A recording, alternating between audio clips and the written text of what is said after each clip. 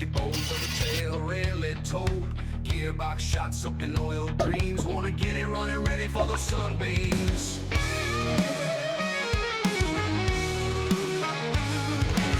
England skies turning gray to black, pulled the hood up, felt the whack. Spanner in hand, swearing at the night, gonna get this Cortina back right. Fix this old force so the wheels can roll from the great fog hills to Gibraltar. Taste the freedom, taste the dust, road trip bound, never gonna rust.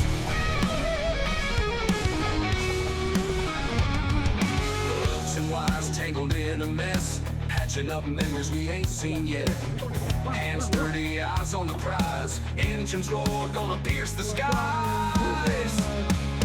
I kept terms with the mighty groan, pain and joy in every stone.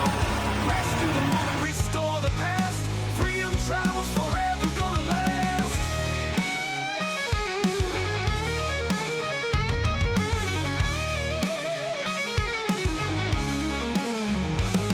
Fix this old force so the wheels can roll from the great fog hills to Gibraltar soul. Taste the freedom, taste the dust, road trip bound, never gonna rust.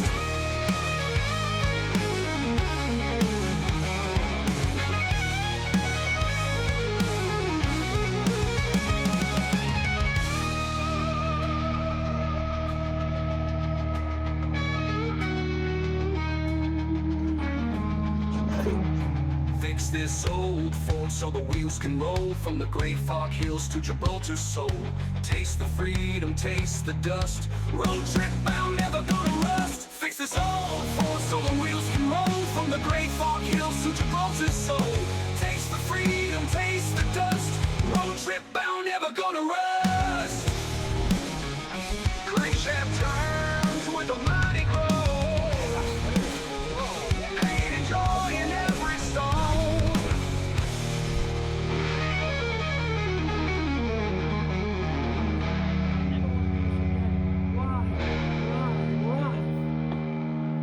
The dying fly, tis what.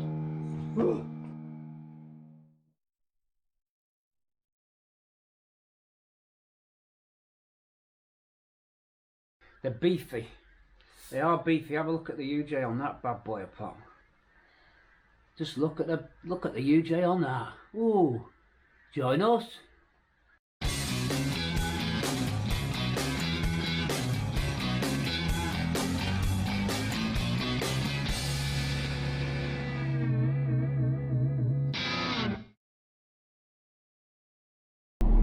I am hearing a little bit of low end rumble there.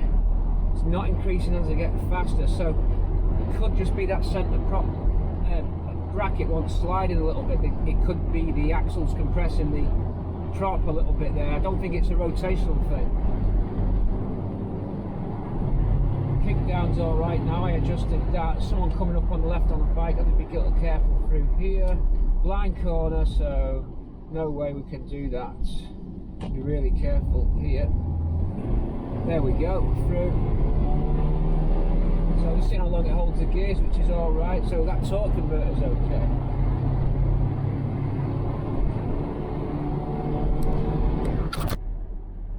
Test the kick down.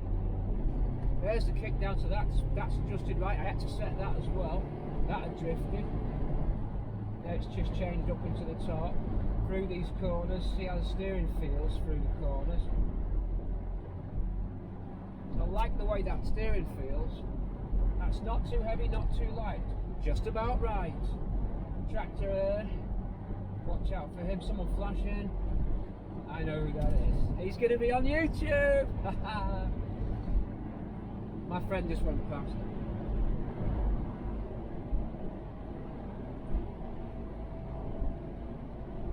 That's smooth. Whoa, yes. Listen to that, how quiet that is. Nice. A wallowy ride through the bumps. These 70s cars are so floaty. They're like a baboon doused in itching powder. But the only thing missing is a load of flashing lights and bubbles.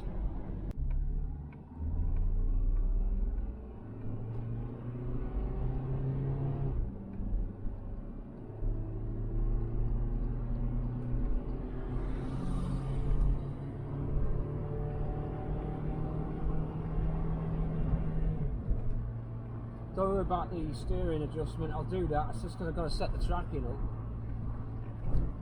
Right, it's very smooth past 30.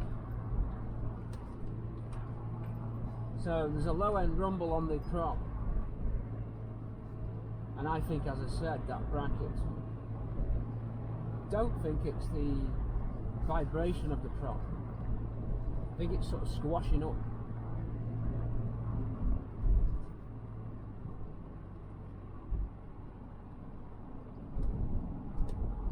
Feeds through nice.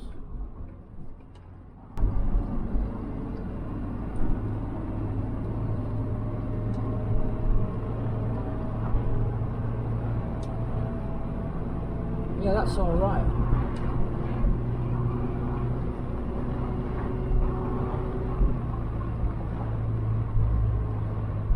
You'll hear that rumble now as we decelerate. You may or may not. There now, I've got rumble now.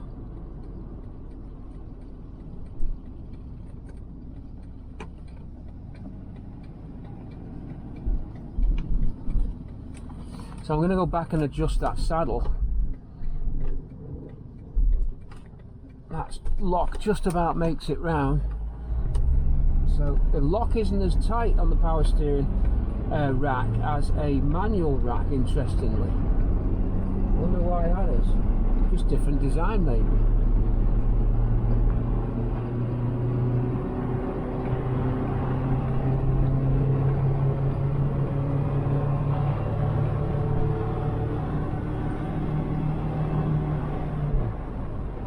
I held that down, I had the foot down.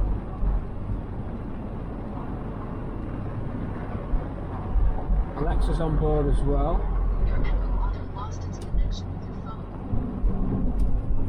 I haven't got my phone with me though, so she's not online. But we have got Alexa built in.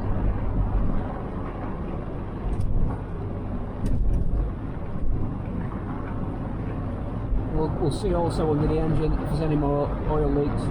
Since I've got the engine running, folks, I'll show you. You'll see it in the videos anyway, but we had some oil leaks. So this is all to come. Little snippets.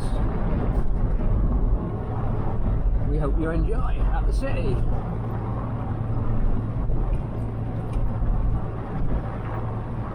And I never say it. I shouldn't say it. I will say it. Like and subscribe. And ring that bell, CE style. Ding. Give it a good old Lancashire ding. I've got a little bit of squeaky do on the speedo. Now I've already took that out and oiled it. It's not helped. Well, it's helped a bit. We need to fix that squeaky do. We'll be right back. I'm gonna get back to base now for a little bit of a tune-up. See you back at base. Didn't like the way the gears are shifting, and I thought, well, it's time now definitely to change the trans oil. So we're going to have a look, see the condition of that. We've done what, 100 miles, maybe 70 miles since this engine's been back in, and the trans oil's never been changed for a long time, so it's time to drain it out. Looking on the dipstick as well, I notice a bit of froth, and I think that there's a little bit of water's got in this gearbox. It could be when I've been jet washing the engine bay, but the oil does not look good. Let's see if we can get you in on this drain operation live and lewd at the city. Look at that, that's not right. No way. That is bad, bad, bad, bad oil. Looking for 6 litres of the amber nectar. So we're going to be dropping this till we get 6 litres back in. Sorry, we're dropping this and putting 6 litres back in. I bet you this is under capacity as well. That's why we're getting funny shifts. So time then, folks, to get Tina G's BW Bug Warner 35 box, which has been rebuilt in the lifetime of the car, by the way, may I add. Certainly has had a rebuild in its life. I do remember that, and I've got the receipt in the glove box. So there's that prop. We've adjusted the saddle, but it's still binding a little bit. So the prop is binding, It's getting better, but it is binding. I don't know if it is free to move, so it could just be that Bramble's prop just lost its balance over the years. Don't forget, it's come off the car. We don't know what it was like when it was on the car.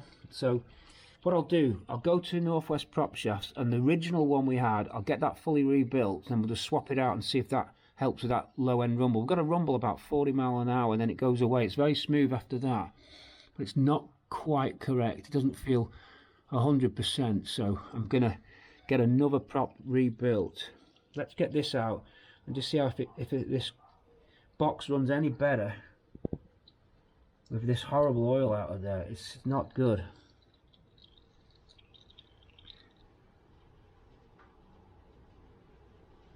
That is not good trans oil, folks, at all. To be fair, really, I should have done this before I even set the car off, you know. Naughty of me, really. Let's hope we've not done any damage. We haven't done many miles, but even so, let's hope so. Good thing about the Borg Warner box, you do get that drain plug very handily located. The car hardly has to be jacked to get it. So I'm going to go down a little bit lower to finish the draining off, just because some of it's going to get to the back. We are on axle stands here, but I'm going to withdraw those out now, just temporarily, and just see if we get any more oil coming out as I lower the angle of this. So I'm going to lower down a touch, a little bit more dribbling out, not a lot more. You just saw me do the back brake, and now we're on with this. So a few more minutes for that to just dribble out the remnants. We'll go back on the road and test it again.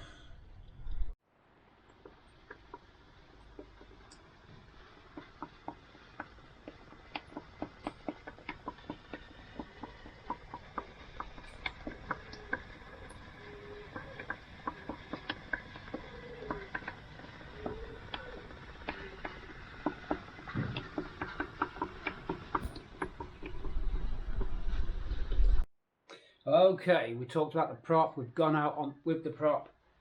Obviously we did that UJ servicing, or that CV, the CV servicing, of course, early on in the films. Wasn't happy with it. There is a slight vibration even on that prop shaft there, and of course the original prop off this is, ooh, oh no, door's open. Thought I'd a rattle. Yeah, original prop was, the CVs had gone, so we went for a rebuilt one from Northwest Props, and here it is. Sorry, a rebuilt one, a brand new one, a single piece. So it's ready to go on now, and we're going to let you know how we find this prop. Is it going to be a lot smoother? Anything's better than what we've got on now. We've got pretty bad vibration at 40, or more of a rumble, a deep rumble at 40. So these, they're beefy. They are beefy. Have a look at the UJ on that bad boy apart.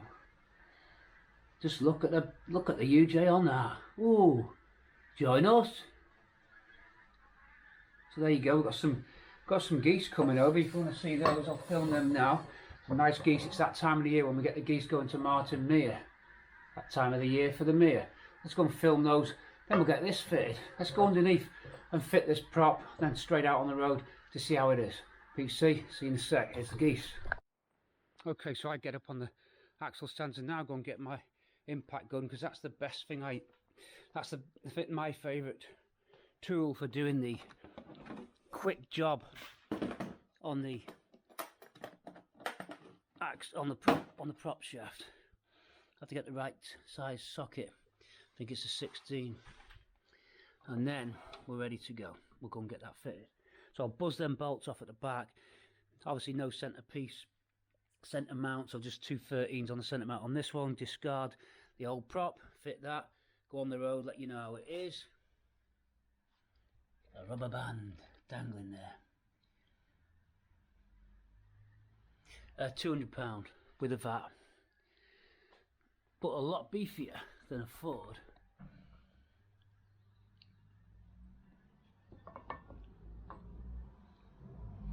Monster UJ there. Let's just see how it goes. Okay, I'll go under, I won't film fitting it underneath, straight to the road. Tina G up on the ramps, handbrake is on, and turning this wheel, absolutely nothing. Turn about the other wheel, I think there's definitely something on this side because we do have a handbrake situation. That one's locked. So we've got a problem with the handbrake here. We have to sort it out. Wheel off first. So it's our good friendly gun. This is a real great choice piece of kit. So good, so good.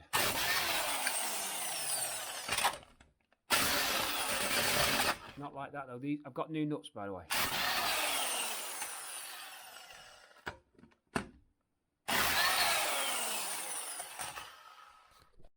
Okay, the drum is off, and immediately I can see a problem with Cortina Tina G's back brakes. They're down to the metal. That's exactly what's going on here. We are down, folks, to the metal. So that's not going to work. We need to get some new pads, shoes on, and here they are. Happen to be original Ford ones, it doesn't matter.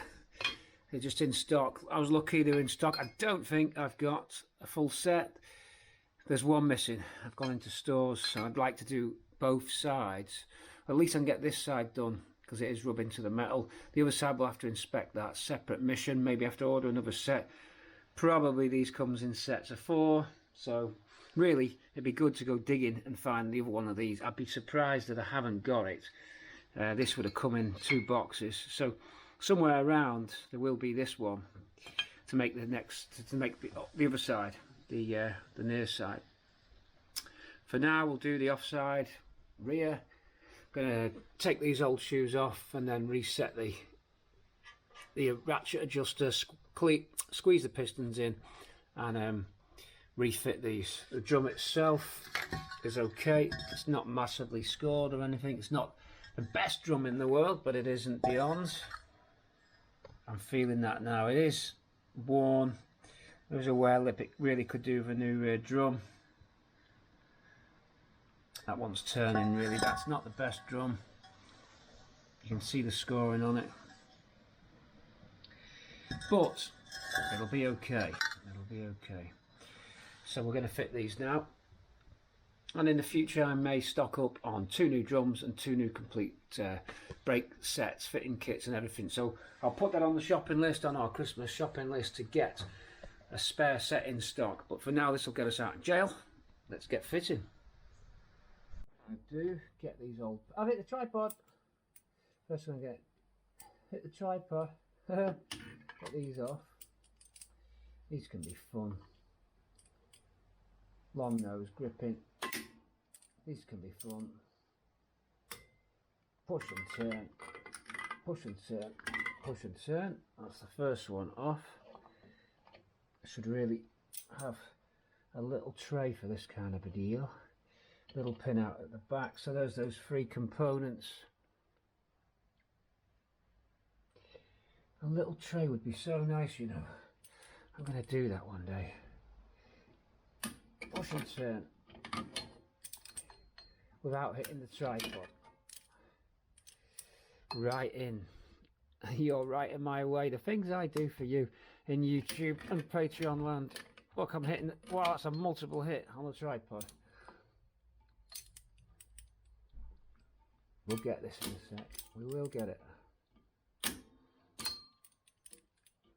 The only reason I'm struggling here is because of you guys, girls. Right, let's try that. Nope.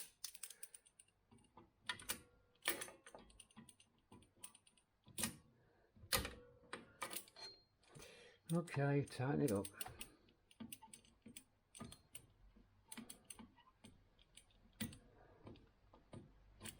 Coming in from the top will be better, he says.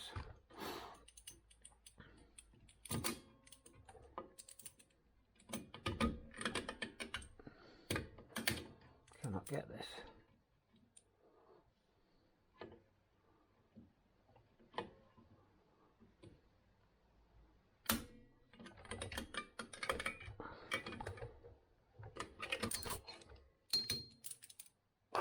springs off. I don't like undoing the handbrake cable, I never do.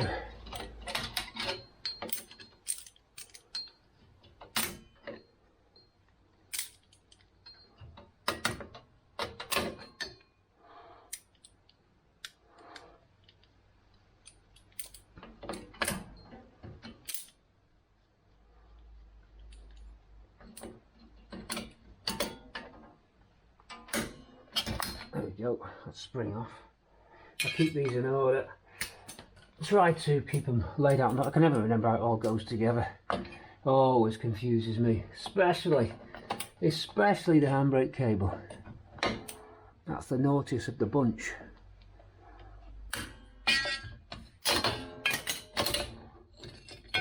There is a technique though, but I can't remember what it is.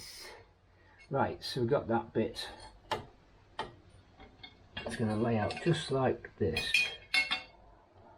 And now the tricky bit is the handbrake feeding on, but we've got to swap the little pin across, the little arm across. So I have to do this little horseshoe here and swap that across to the pad, then reassemble this and hook the handbrake cable into the bottom here. It's always a bit tricky doing that. It can go, it's come out all right, but it is a bit tricky getting that into there. We'll do it though. So transfer this arm across to the shoe and we're good to go. I'll do that right now and then put it all back together, squeeze these in. I'll get something to squeeze those in a minute. Check this is the right way around, because these only work one way. That should be right because it's adjusted itself out, so we just need to roll that back in. To be fair, there's not much in that. You got to watch these, and that is seized on, so instantly we've got a problem with the self adjuster. This could have adjusted wrong. In fact, it shows that it's been slipping, so this is seized, so we need to free this up. So yeah, straight away we've got an issue there. So that wants running up and down the threads. That's your adjuster, your automatic adjuster, and it is locked. So this is not a working setup as it stands. So we need to repair that by either getting a new one or finding out why that's binding on there. It shouldn't really do that. They're normally all right, so I don't know. Squeeze those pistons in and put the whole lot back together. Okay, we'll see in a sec. Right, I'm just closing up the piston because they were fully out, and then didn't want to squeeze in by hand. They don't normally. I've got this spring compressor and I've flipped the clips the other way round, and I've made my own homemade Mk3 Cortina City piston compressor. So that just worked by tightening up, but you could use a C-clamp. So a spring compressor flipped the other way round and served as a piston compressor. So that's on. The arm's on that shoe now, so we can get the pins in and lock this in place and get the springs on and feed that troublesome handbrake cable in at the bottom. That's the fun part. Goes in the bottom of this lever here. It always gets me that. Wish me luck, I'm going in. I'm nearly done. I'm just putting the bottom spring on now. This one will prove a little bit naughty. The best way to do it, but gonna try with the long nose and grip it. These are always a little bit naughty. Can we do it? Let's get a good grip.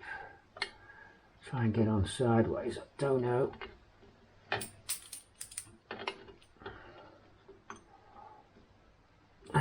Come on.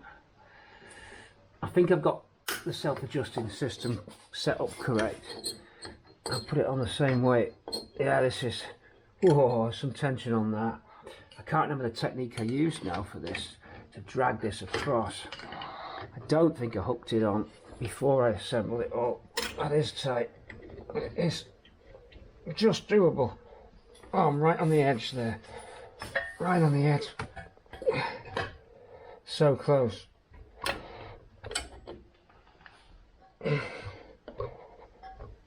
That's actually going in, but I can't quite wonder if I can get it like that. Try and release the pliers as I push this way. Got it. I don't always get them that way, but that's it. Right, so everything's there. As far as I know, if you push down on the ratchet, it opens it up and it clicks. I can never remember the exact way. So that to me seems stuck. Doesn't want to move freely. At least you can tap it down, but I can't see how that lever's ever going to do that. That self-adjusting lever's ever going to work. I cannot see it. I've just done the brakes similar to this on KP and it all worked very nice. You could see that it was going to go. This, now that did click it then, but I just can't see how it can do it. It's trying, I can see it at the back. That's risen out. I can't see that working. I really can't. I think that ratchet's the wrong way. I'm pushing this spring back and just operating the lever. It rises up and it comes back down. It's just bouncing over it. I can see it just bouncing over it. I think that cog is the wrong one. I think that the threads on that are the wrong way. Personally, I don't know. To me it doesn't seem right. I did read in the book, because at the moment the lever comes up when you put the handbrake on. And does it adjust it? It does try and turn it as it comes down actually. So maybe it's meant to ratchet over it, and then on its return, and I can't see it myself. To me that'll never work. It'll just keep slipping over it.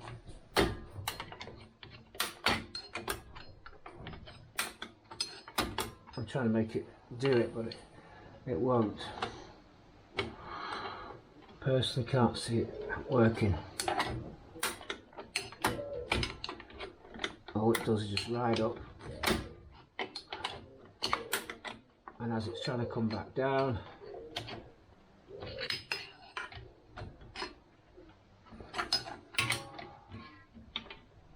that would lock the handbrake on. That's not right. We're going to have to look into this. We'll be right back. Well, I think I got it right. I've just mocked it up with this on and the handbrake bites on nice, and I did hear it click.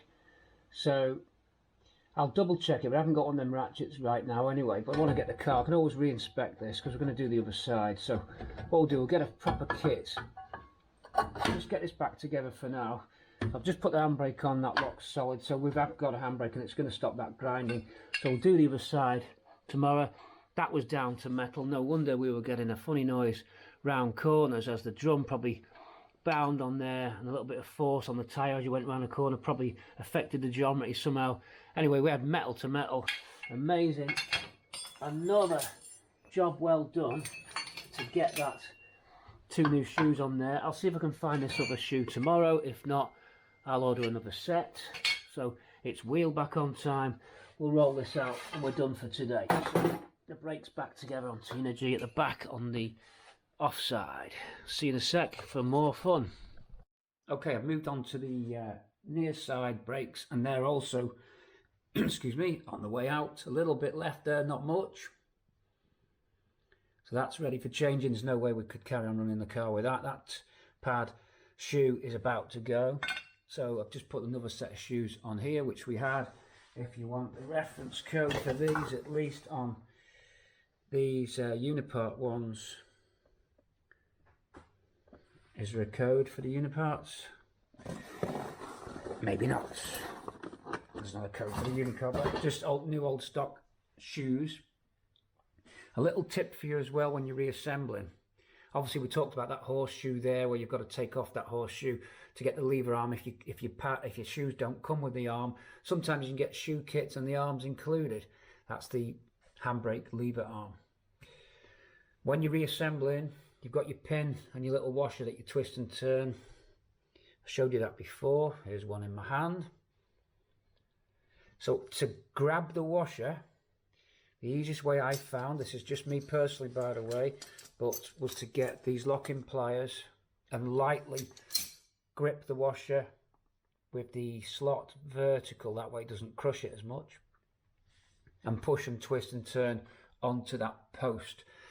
If you want to make the bottom spring fitting a lot easier, fit this shoe first with that washer on, then hook the spring on, then with this shoe dangling down here, like this if you will, hook the spring onto this shoe, and then using the lever action with the heel of the shoe, you can put it on the block there where it rests. There's a block here which the shoe engages into.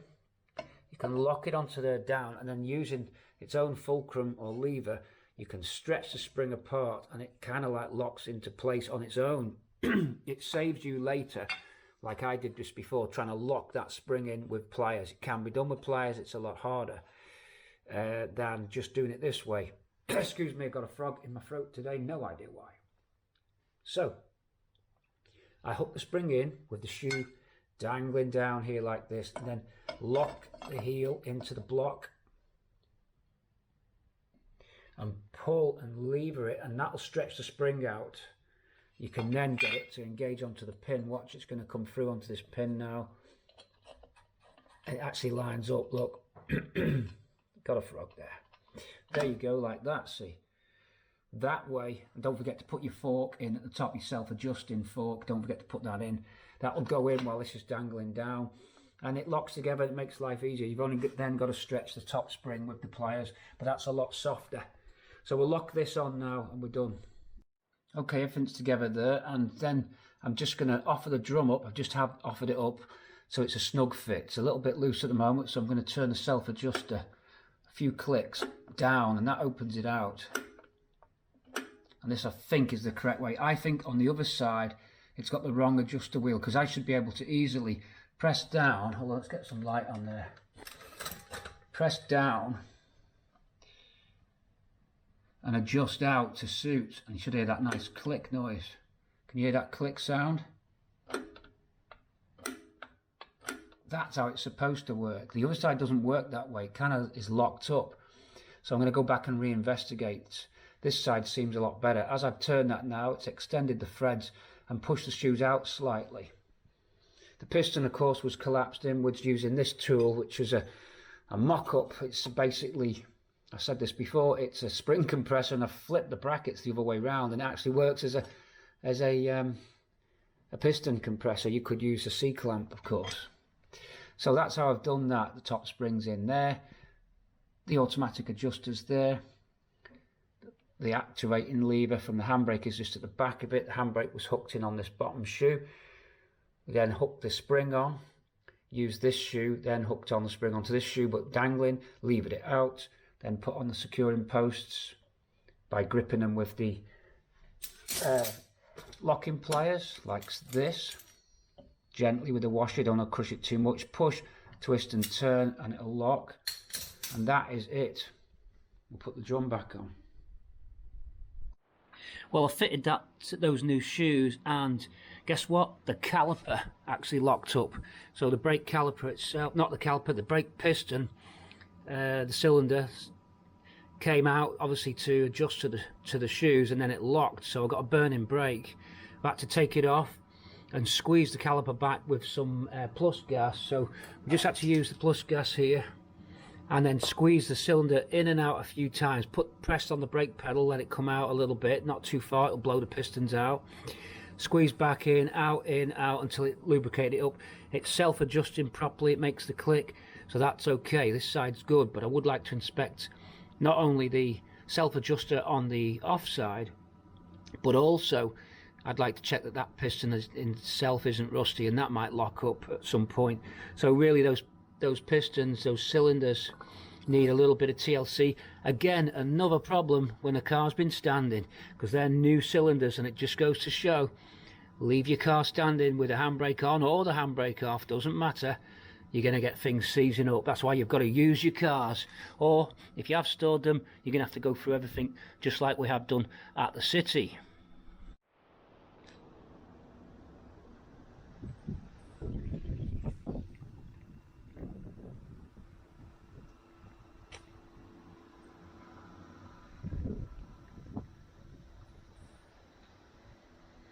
Okay, you've just seen the fume extractor. What I like to do, I'm going to run this car up for a little test. I'm going to tell you all about it in just a second.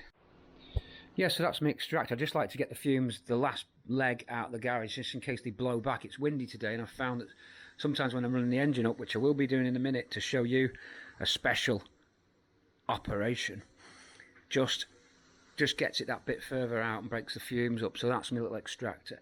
Okay, well, I'm going to another Cortina City top tip for improving your day-to-day driving experience. We have on all Mk3 Cortinas and probably 4s, I don't know about 5s, they might have modified it by then, but take a look at this. The Girling brake booster obviously only applies to people with brake boosters. There's a little one-way valve at the top here. Can you see that? A little elbow valve. That's for holding the vacuum if your engine revs are low. Say you're going up a hill or something like that and you still want brake boost. When the engine vac goes low, not going up a hill, yeah, going up a hill because your foot's down on the throttle, you lose vac a little bit, and it just gives a little bit of reserve vacuum in the booster, so you can basically get a couple of hits on your pedal. I don't know how effective it is, but they all have those. I think all boosters have this one-way valve, so it sucks out that way and locks on, can't go back the other way. The idea is it holds a little bit of reserve vacuum, but here's the problem: they rattle like crazy, and all the cars I've got all rattle. And inside here, I've not opened it up, but inside here is a diaphragm, and obviously to make the one-way valve, and either it has a rubber washer which perishes, breaks down, then goes bad, causing plastic to plastic, and you get a rattle. And the rattle's so loud that you can hear it inside the cabin, and it sounds like you've got something rattling behind your dashboard. And quite often I used to think that it was the rev counter, and many times I've pulled rev counters out thinking this is rattling, without disconnecting the rev counter, of course, to see if the rattle went away, which is what I should have done. Or is it something behind the pedal? Is it a spring? Is it a circlip? Is something gone behind my dashboard? I'm sat stationary at traffic lights and it's rattling and chattering away, and it's that valve, and it's sending that noise right the way through into the cabin. I'm going to show you that noise now in case you might have heard it on the videos. So we'll fire this car up and we'll hear the rattle. Obviously we've got the extractor, the wind is blowing back inside, but let's just see if it'll do it. Only at certain revs and certain RPMs. You join us live, continuous take, then immobiliser, and then 1 foot down for the auto choke into park. Hold on, we'll get it. Right, let's listen for the rattle, folks. Takes a while to kick in. Now live on the night and it doesn't do it. It will do.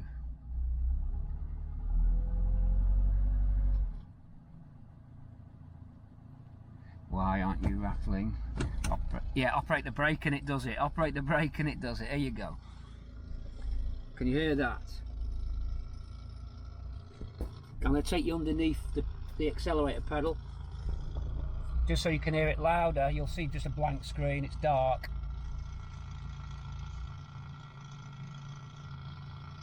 Hoping you can hear this.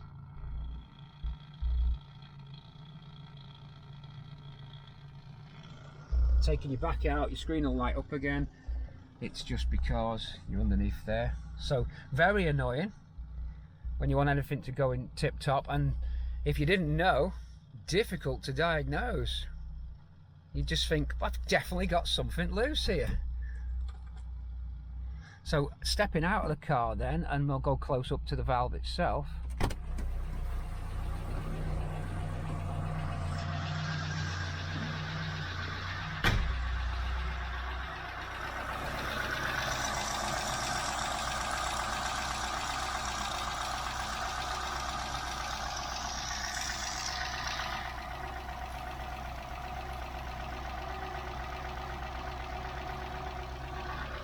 just knock off the auto choke.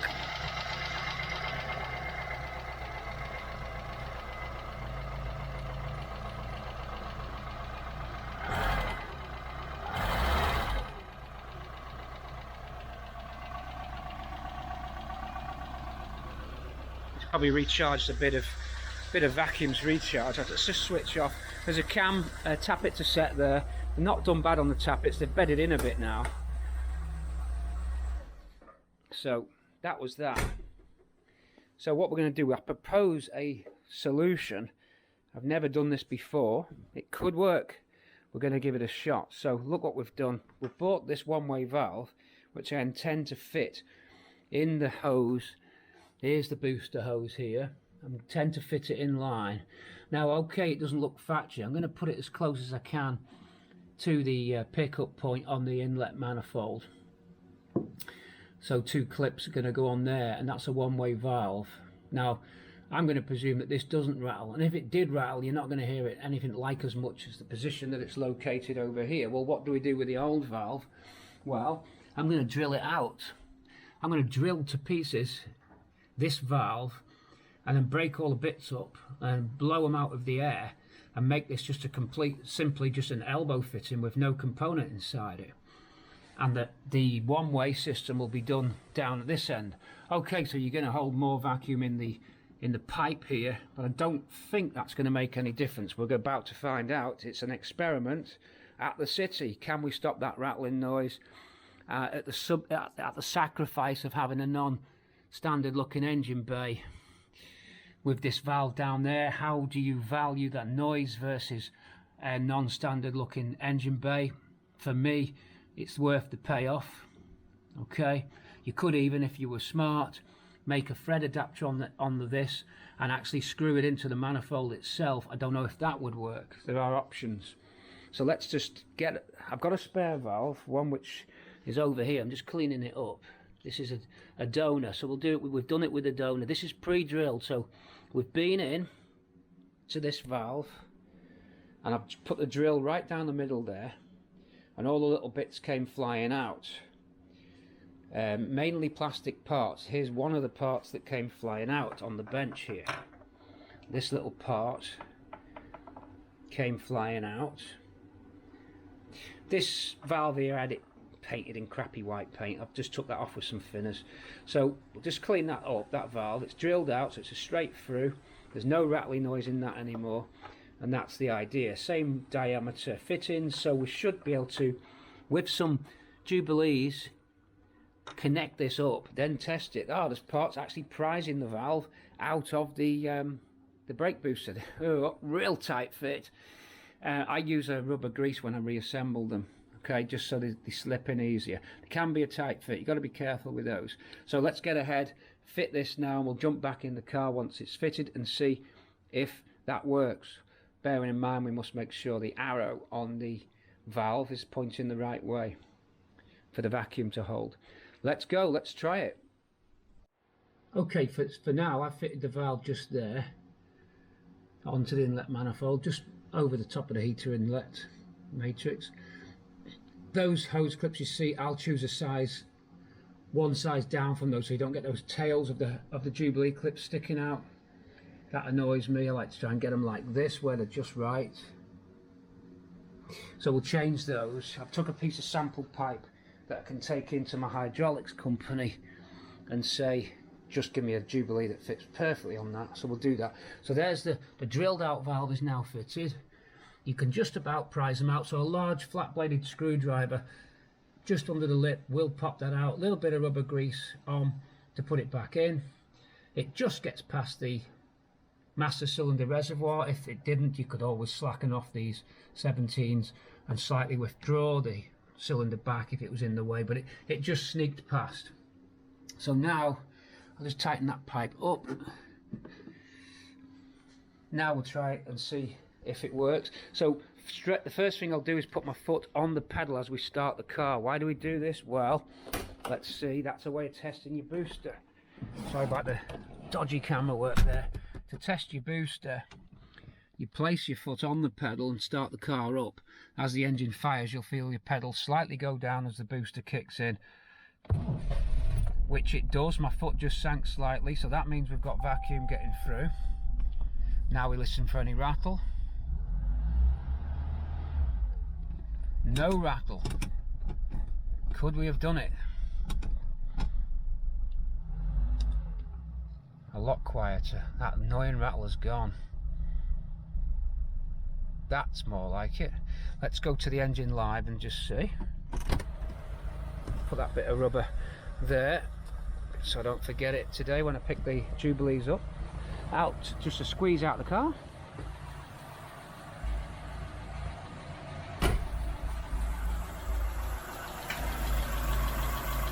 Obviously no rattle there.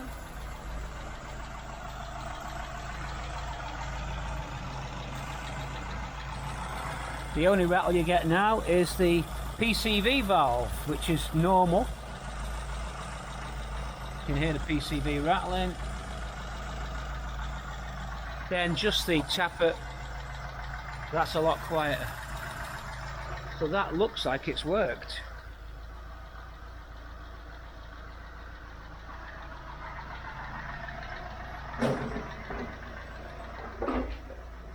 Wow, I just knocked all that over. My feet are so clumsy. I'm so clumsy with my feet. I'm always doing this. Stuff just, no matter how hard you work on your workshop to keep it tidy. Look at my feet, they do this. Oh, right. That's solved that issue. I've got a cam cover to go on. What else? Oh, when we were doing the gearbox, on a few minutes ago on this clip, people might have been commenting, is Dextron 2 okay for a BW35 box? By the way, there's that horrible fluid. So, Trans D2, suitable for the majority, can be used as a power steering fluid. Now, I googled this, BW35, and it says don't use Dextron 2. So I've got D3. Is this any better? That's for Ford Mercon. So D3 is meant to be ATF. Now is Dextron 2 ATF? Because on the Ford book it says use ATF. Multifunctional ATF. It's so difficult. It's so difficult. Which one am I supposed to be using? They're saying D3 is not quite right, and then the armchair people, no, I don't mean that disrespectfully, by the way, to the armchair people, because there's a difference between armchair warriors and armchair commentators. Anyway, doesn't matter about that. I appreciate your input. It says AQF or ATFG, I think, in the book, but difficult to find. I'm going to do a bit more research today on that fluid. I'm sure it won't have done any damage. It'll be over the long-term period. Slightly high on the reservoir of the power steering fluid pump, which is why it's just weeping out the top of the cap. Indeed, it's over the max. That one's just dropping just a little bit. Okay, so other than that, there's no leaks. I do have a leak on the top of the kickdown cable when I filled the gearbox up, but it's now gone away. I don't know how the kickdown cable seals. I'm going to get you a torch and show you what I mean. Let me grab the torch to demonstrate this point. Look, down there on the BW35 box, you can see the leak. Actually, I'm going to push your camera. I'm going to push the camera right in on the end of my hand, okay, so you can see this. I'm going to just dodge you around these wires and cables and get you in. Alright, we're always thinking of you at the city. There is the kickdown cable, you can just see it.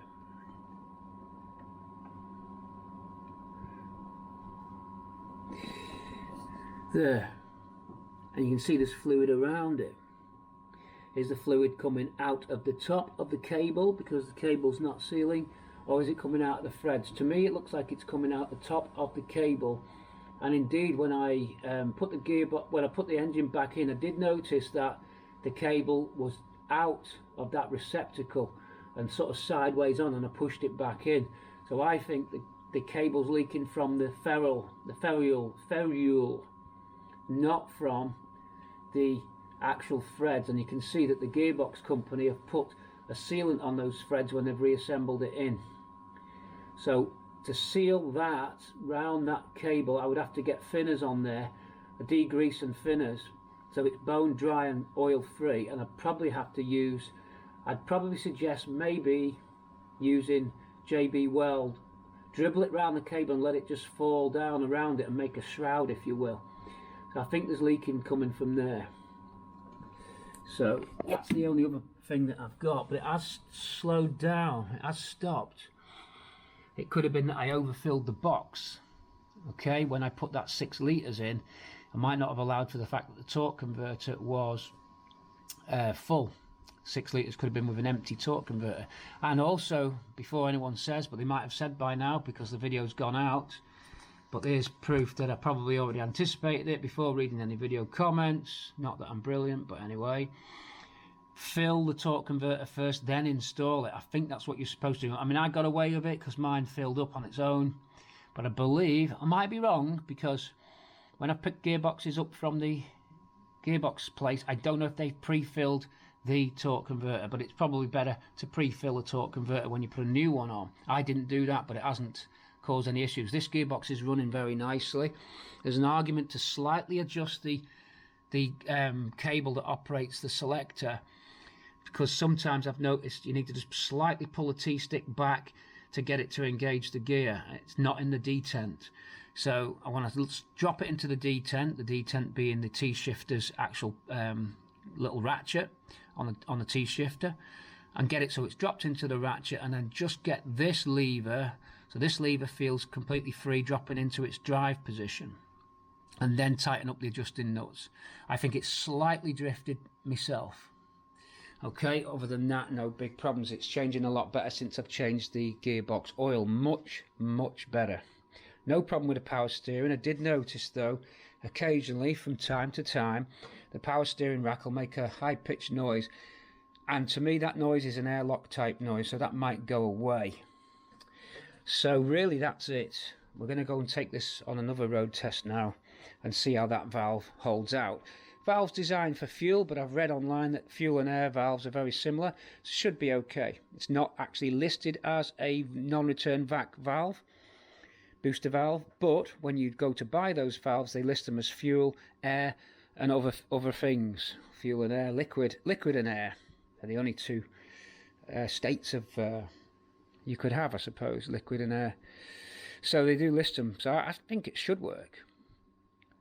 So that's that, and of course you saw, just when we opened this part of the clips, you saw this little extractor, which does help take the fumes away. There it is there.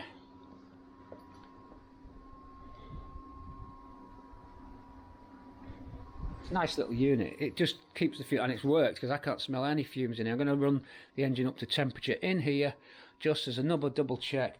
We're not getting any fluid leaks anymore. And indeed, I've been cleaning the garage floor each time I draw the car out, wiping the floor down clean. Then, having spent a day driving around in the car, I'm coming in and checking that nothing drips on the floor. So there are no oil leaks at the moment. Prop shaft, we did that, of course. Prop shaft. No, I'm not happy with it. It's only got a vibration at 40. No other point. I've been up to 75, it's okay. Down low end, it's fine. It is very smooth, but I'm getting a vibration at 40, which I didn't have when I had the old prop shaft on. Although the old prop shaft had damaged U-joints, it didn't vibrate at 40, so I can only assume that over time, that balancing on that old prop that we dragged out of stores has probably lost its balance, perhaps. So we can either take that to get balanced, or take the original one to get fully repaired and balanced. I'll make that decision later on. It's time for a road trip. We'll just swap hands. Before I go, I'll show you what I mean about these rattling.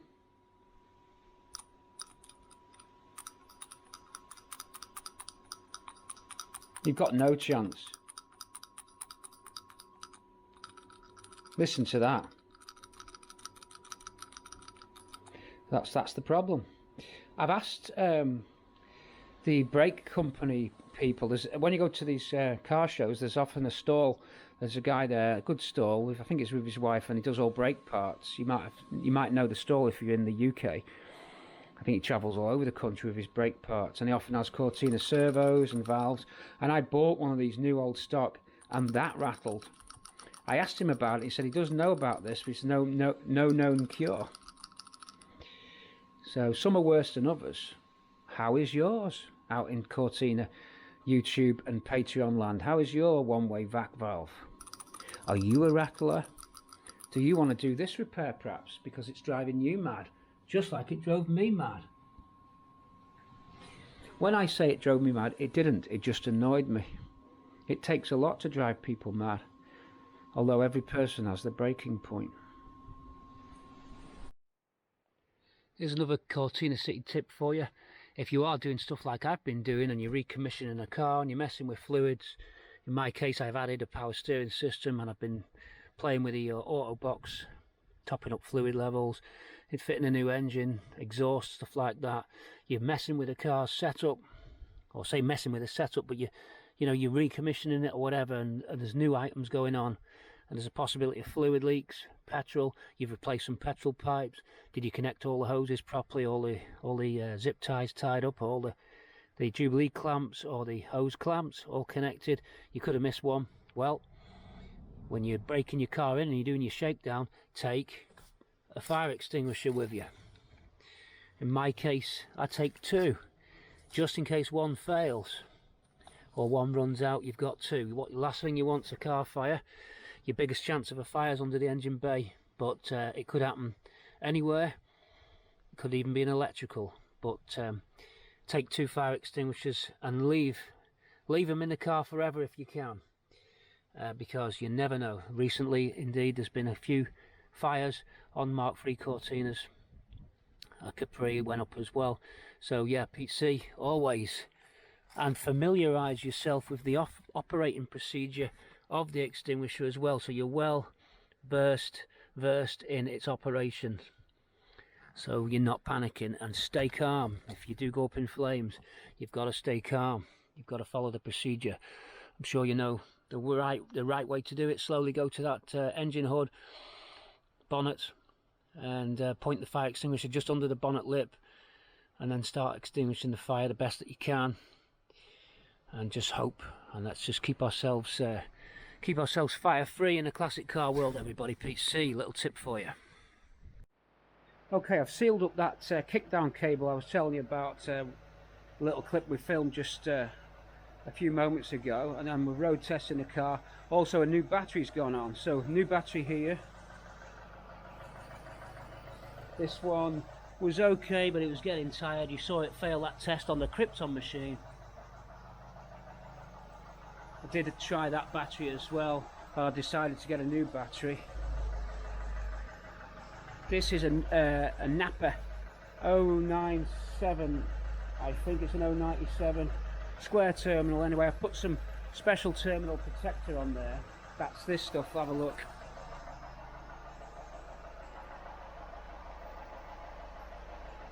Just stops the corrosion. And now we're checking that repair. Of course, the valve's good. We've got some correct Jubilees now, but I wanted to show you down here, not a single drop of oil. It's completely bone dry. I'm going to take you in. Let me swap hands. We always think of you at the city. Have a look at this.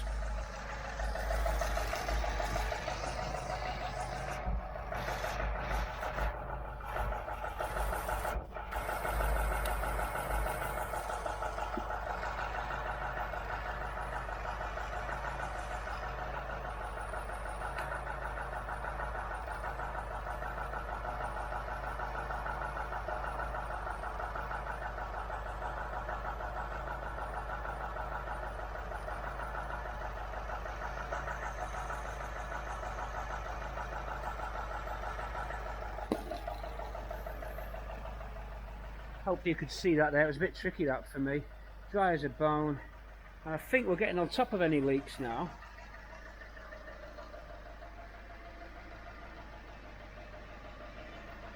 I think we're really... That's okay, that filler neck now. We just reduced the fluid level in there, it was a bit high. Of course the ticking's gone. It's just that cam to do the little bit of gapping on the valve follower, on the fault cam followers. A little bit tappy, but I only set it once. It wants redoing now. It's worn that new cam in. Round this side then. Hold on.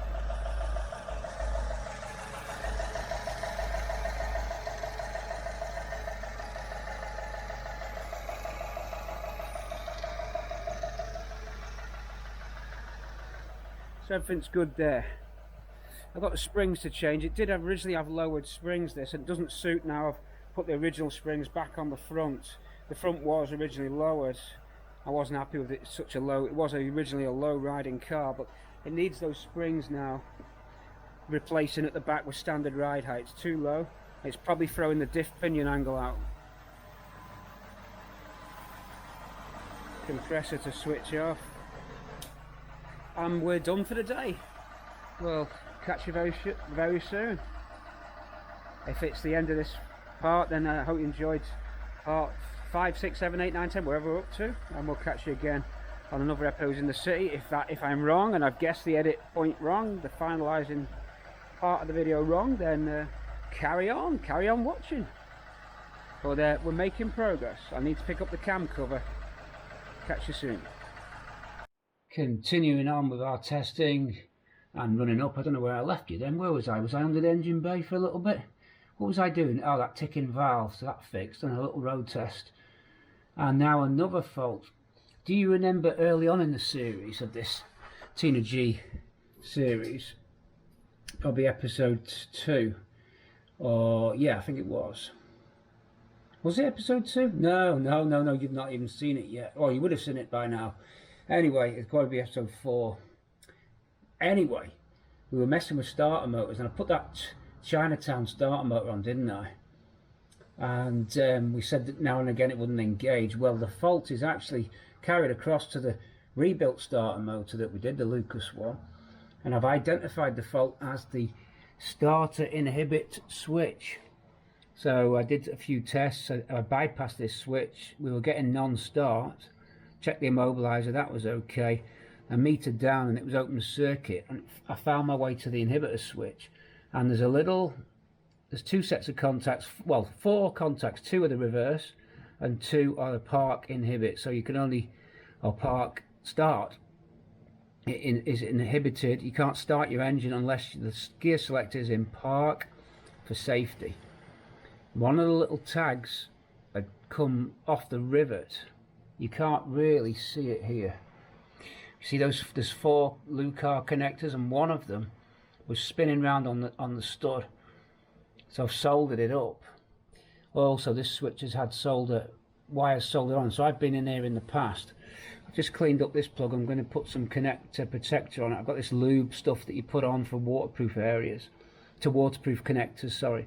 It's got a little rubber boot that's perished and broke off, coming up to your screen now. Not a lot we can do about that boot. So we're going to grease this up with the connection protector. I'm just going to test this as work. Now the stud does rotate, so the actual Lucar does move. It's not supposed to, it's supposed to sit in the little groove, but it is moving around, and I think it's just taking the whole contact stud with it, so that shouldn't affect it. The problem was that the stud was not physically connecting with the actual rest of the connector, if you know what I mean. It's kind of a little pin that goes through and then like a rivet, and it was twisting on the rivet, and I reckon every now and again it wouldn't make electrical contact, and that's when you wouldn't get your start. So I'd imagine this has fixed it. We're about to find out. I believe, by the way, these Borg Warner starter motor switches are bad news anyway, and you can only get Chinatown ones, and they're not the best. I have read that on the forums. PC. Okay, I'm going in with this dielectric grease. It's good stuff. It's mainly used on your spark plug. You can put it on your rotor leads, on your rotor cap sparking leads, but it's also good for battery terminals and for generally keeping. It tells you back on the back actually. Prevents fusion of spark plug boots, boot tears, voltage leakage, arcing and corrosion. waterproof and heat resistant, battery terminals, distributor caps and electrical connections. So there you go, it's good stuff. Sudal Dynatex, it's really good. I've had that for years and I use it in any vulnerable area for water, and indeed if we really wanted to we could go to town on our ignition leads, but I think that unless you were driving in consistently wet weather and splashing through puddles, you probably wouldn't need it. It does help if you are in extremely wet weather and you get a non-stop barrage under your bonnet of spray liberally under the bonnet. I had that in Papa not long ago. You saw the video in Papa and he was getting absolutely blasted, and I was starting to get some spluttering, and that was the water eventually reaching the HT leads. In that situation, this would help you out. I'll go under there now and do this park, start, inhibit, switch and reverse switch, and then we'll see if that stopped the fault of the non-starting. I don't mean the grease stopping the fault, I mean that loo car being soldered. Okay, so I've been underneath the engine. Backwards! I've been underneath the car. I've been underneath the car, and sometimes when I go underneath the car, I like to have a little sleep under there. I don't know why, but being under the car is cosy. Do you not find this, you YouTubers and patrons, when you work under there, if the floor's warm? Or if it's a warm day, or the best one if you're on cardboard, because cardboard, get yourself some big sheets of cardboard. You can actually buy it on the roll. It's good for testing for leaks. So at the end of a drive out test, if you're looking for oil drips, roll out the cardboard and leave your car overnight. You can see where the drips are quite easily. I know that it can bloom out. Yes, concrete's probably better. Anyway, we're off topic. Underneath we went and soldered the little pin onto the spade, and I think that's fixed it. It has just clicked, so I'm going to do it again for you. Also, what I did notice as well, so this could have been a double whammy on that inhibitor switch, right, and reverse switch. Don't forget that, because people will be writing in, it also does reverse. There's an adjustment on it, and I don't know who's right, whether the inhibitor switch pin is out of tolerance because it's Chinatown. We're harsh on China, aren't we? China! So I don't know if it's that, or if the lever on the side of the Borg Warner, the selector lever, so park, neutral, reverse, drive, etc., in the wrong order, is out of adjustment. There are two nuts and the cable, the T-shift selector cable on the side of the box. You can adjust that position. And I noticed that you could feel the lever, and you could also at the same time actually feel the operation of the switch. Switch was showing open circuit, then closed circuit intermittently, and what I've done, I've pulled the cable a bit on those two adjusting nuts inside the engine to get a more positive engagement of the switch. It looks like it's got a detent, so the switch is almost making, then it clicks in. Now that might be now that we've got the adjustment of the T selector to the gearbox wrong, and the pin on the inhibitor switch would have to be slightly longer, or it's worn, or it has to be shorter for them both to be in the correct zone, if you will, if you can follow that. But we'll find out, because if I drive the car and it's not quite engaging gears, in other words, if you've got it in drive but the cable on your selector on the transmission tunnel, but the lever down below on the side of the gearbox is slightly adjusted, it's heading towards the neutral position, you're going to get slippage and stuff, so they really need to be perfectly aligned. One good way of doing it, I suppose, would be to select drive on the lever by going 2 clicks. Is it 2 clicks? Park, neutral, drive, yeah.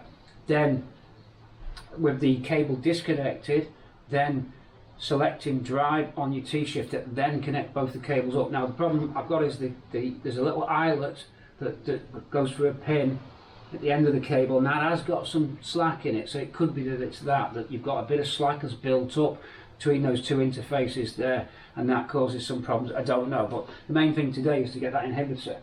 We slated this poor little guy here.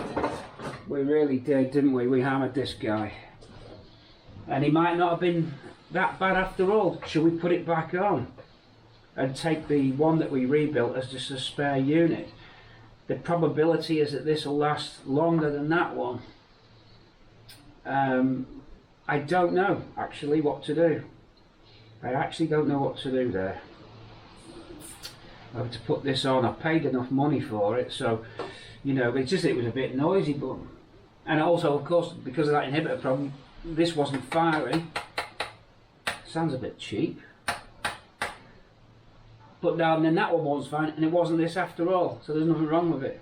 Okay, I'll show you what I mean about the car starting up, and listen, by the way, how quick this catches, this fires. It's perfectly set. The engine is really good.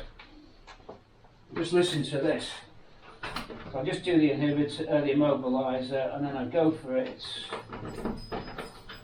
And that's fast to catch. That is quick to catch.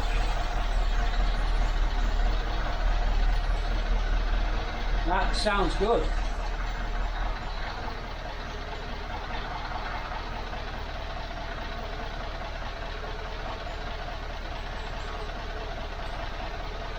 Looks like that braze has held out so far, the braze on the exhaust.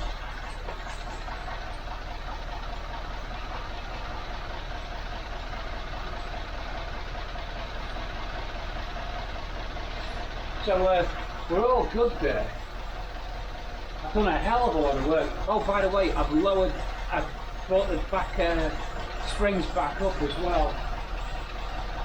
Took the old rally design ones off, and we've now got standard springs back on. In fact, they're listed on Burton's site as -1 Mark IV -1 springs, CS159 springs on the back, but they've brought it completely level. So car's level now as well. Let's just try that again.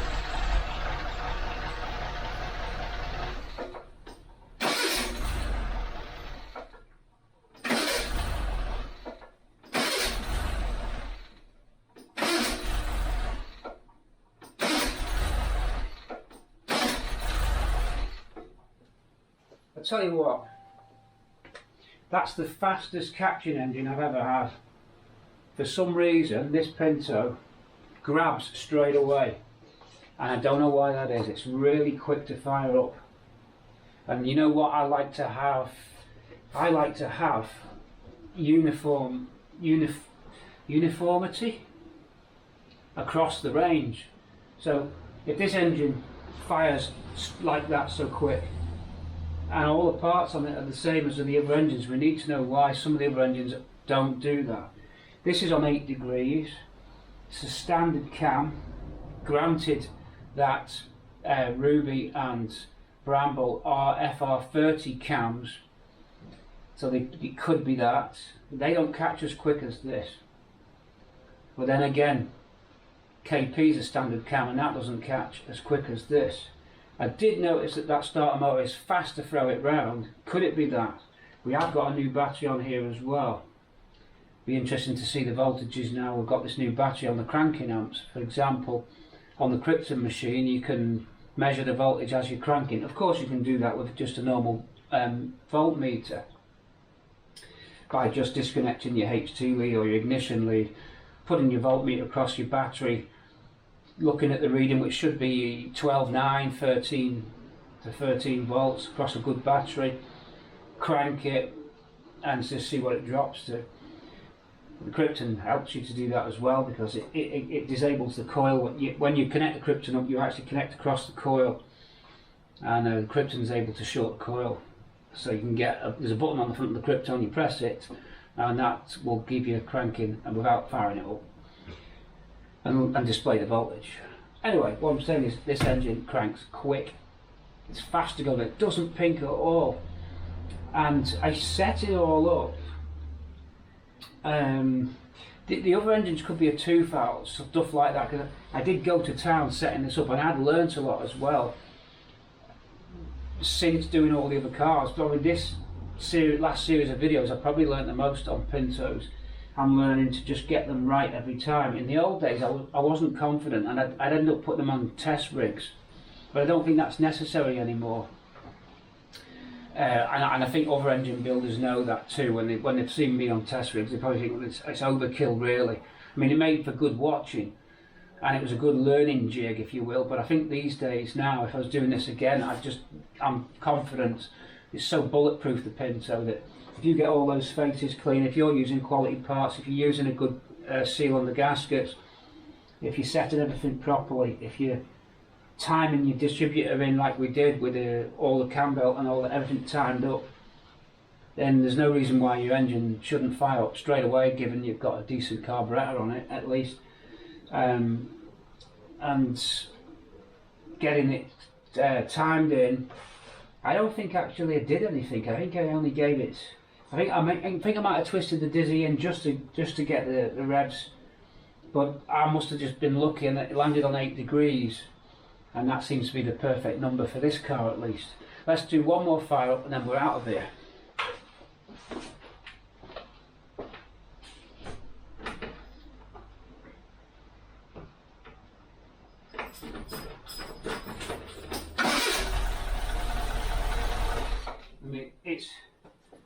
Hold on a sec. It's no fluke, you know. Hang on a minute, let me just make sure I've been recording, because you know what, sometimes you have to wake the camera up. I've woke the camera up, sorry about that. See, the thing is, my camera, it's got 2 screens, front and back, which is great. It's a DJI action cam. So when you're on the tripod, I can see just about, it's only a small screen on the front facing screen, the back's a big readout. So sometimes you don't know the camera's come off. So if I do a long take like this one, and I go back in the car and the screen's gone into sleep mode, I mean, you can turn sleep mode off, but you come back and you think, am I talking? And I've done this many times where I've been speaking to myself. Anyway, right, on to something else. I'm going to go and road test the gear selector position and make sure that by adjusting it on that switch to get the switch to work, that it hasn't thrown out the happiness of the box. And also, other good news is that the whining noise that I've been hearing from the Borg Warner 35, it isn't from the Borg Warner 35. It's coming from my rebuilt starter motor. And do you know what I think's happened? This could be a good argument to fit the new one. Is I'm not blaming you. When I've been rebuilding that starter motor,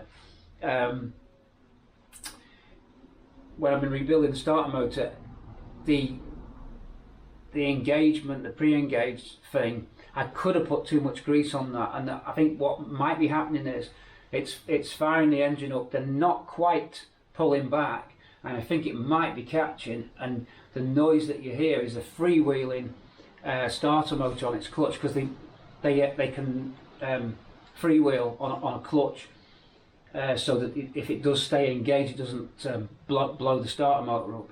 So it doesn't turn the windings or the armature, but it turns the little clutch. And I think that's what it is, because I've been trying to get it to do it, and I managed to get it to do it just before. It's like a whiny noise, quite loud, but it's going into the bell housing, and it makes you think, wow, my gearbox is gone. Which is, I thought, oh no, what's happened? The autobox is screaming, you know.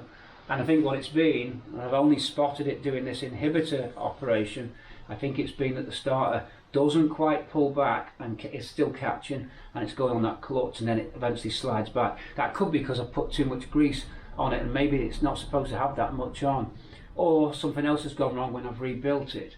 I wouldn't have thought so, because it was pretty simple, that starter motor rebuild. I enjoyed doing it. So there's an argument to say, take that off and put that Chinatown one on. Put that in the boot. If you go on a long distance trip, bring that with you. Or, you know, I'm taking this car away for a long time, so I'm just going to bring that starter motor.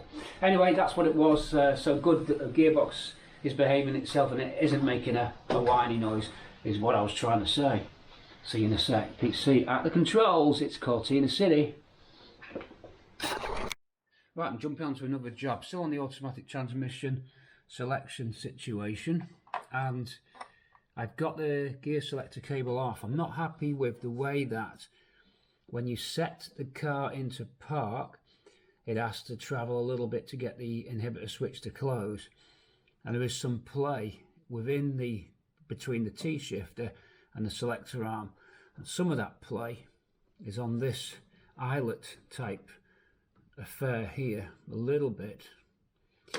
Incidentally, I'm 3-in-1 oiling down the down the cable just to make the selector cable more free. So just 3 in 1, 3 for 3 in 1, 3, 3, 3 onto it, and holding it vertically so the oil dribbles down and lubes that cable a little bit better. Everything helps. What I noticed was at the end of the selector you've got a bolt that goes through. It looks like someone's put an aftermarket bolt on it. Just coming to your screens there, this aftermarket bolt, which has got a wear mark in it, where it's wear, another double word play. It's worn a groove into the bolt. That'll create extra play. So I've got another bolt that I found in my little mixed bag of bolts, and I'm doing it with a split pin. So I've drilled the bolt with a very fine drill bit, and I can use this split pin, so I can put that back together without a nut and bolt. It was nut and bolted, but I'm going to put a split pin on it. That should take a little bit of slack out. Then we're going to have to look at why the inhibit switch doesn't work. As I said, it could be worn, or it could be the fact that this has got a little bit of slop in it, which allows the inhibit switch just to kick back out of the way. I don't know. Anyway, I adjusted it so that Park worked the inhibitor switch, but then the T-shifter was out of sync with the selector arm, so I'm going to have to sync it back up, and when I do that it'll probably knock out the inhibitor again. So we've got a little bit of a catch-22 there, and it's probably to do with this, or the inhibit switch pin is worn, but I doubt that. So a little bit of slop in that. There's not much we can do. That's a little mini ball and socket at the end of the selector cable, enabling it to move a little bit, but that creates some slop. I would say that ball and socket's worn. This is an alloy part by the looks of things. I'd say that's worn, creating some play there. It's not beyond. It'd be nice for it to be a better, more tighter fit on the ball and socket, but that's all molded to the cable, and I would like to try and get one of them. So there's some slop in your take-up of your gear selection. Won't help things. So there's not much I can do. I thought about drilling, putting a pin through, but then you won't get the movement you need. So it's a tricky one. Don't really know what to do. You could put a little collar at the back of it to tighten it up, perhaps a very miniature kind of clip.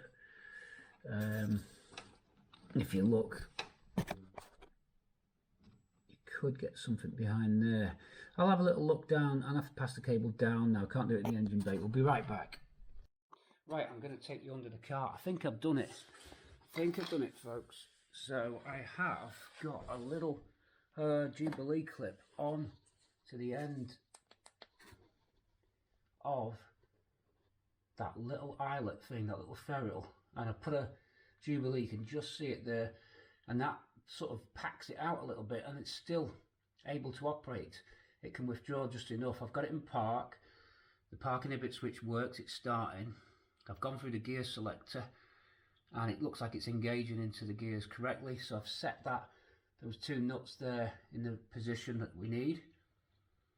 There's a split pin and a bolt. You can't see the split pin, you just see the hair of the split pin at the back. So split pin and a bolt through the selector fork type thing, which makes it, there's no play in it now, so that's all tightened up.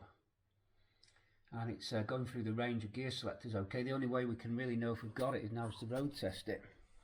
So I've tightened that whole fair up so there's no slack. I'm hoping that's going to help.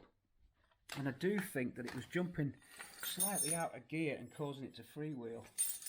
I'm sure it's something to do with that play there. So out PC goes, and then off the stands and onto the road for a quick spin down the road, clear those out of the way and get this down. Let's go. Let's go and see what that's like. Once I'm completely done, I'll put you on the tripod for another road test and a little roadside chat.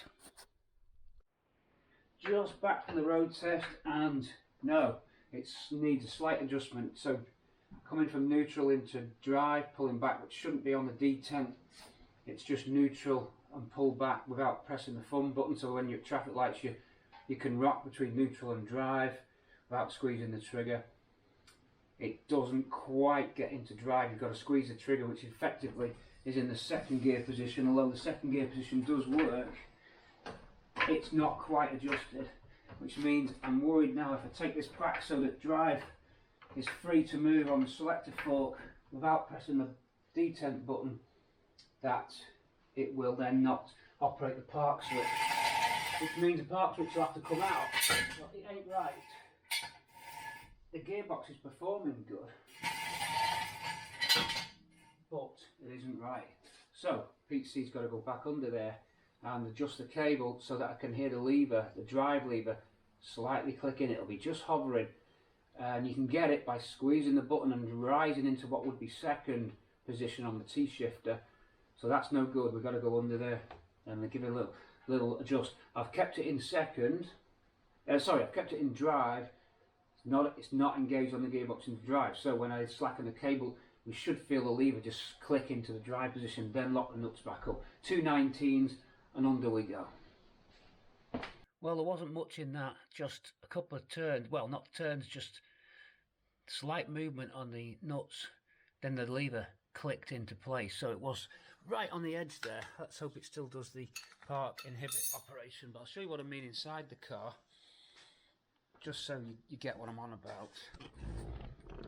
So there's the T-shifter. Alright, that's your T-shift, as you know. And the idea is when you're at the traffic lights, you just click forward and you'll hear the click underneath the engine in the gearbox. That wasn't doing that before, so pull back now without having to press the detent buttons or the lock buttons, whatever you want to call them, and you can hear a click under the gearbox.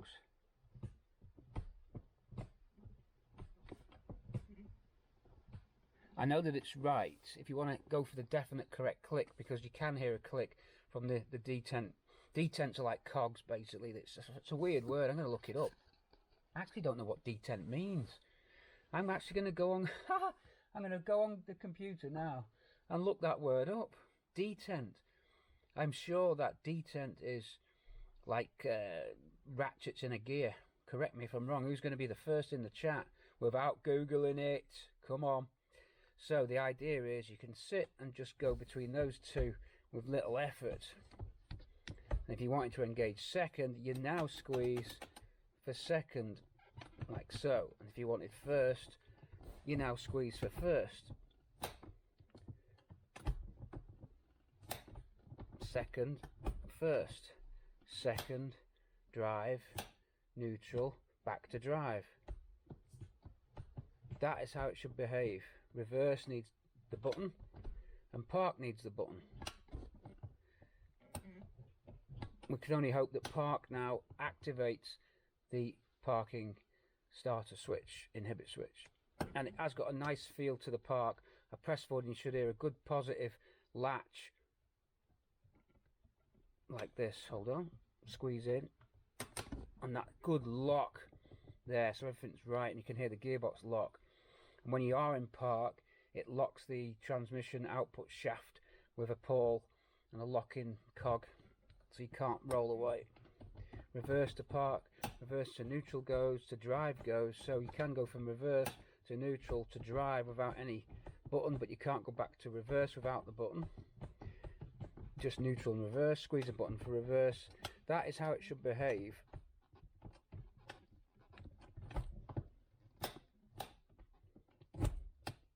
First,